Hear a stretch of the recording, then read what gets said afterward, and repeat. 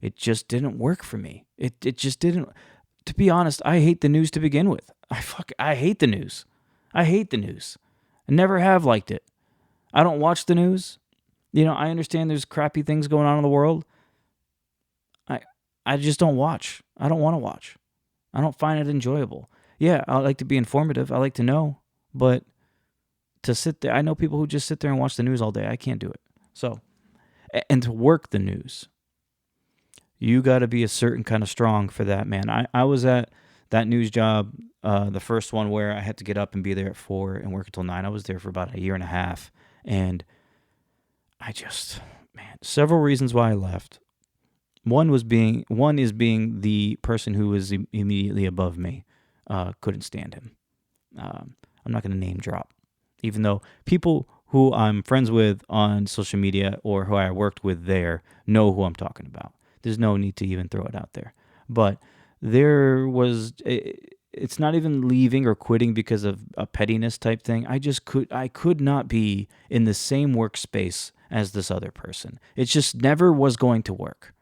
I found myself getting more and more angry.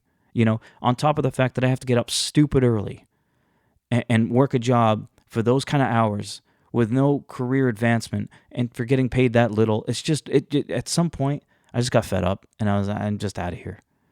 So it hasn't worked since then. Nothing has worked. And so now I'm struggling because flashing forward from that point until last year.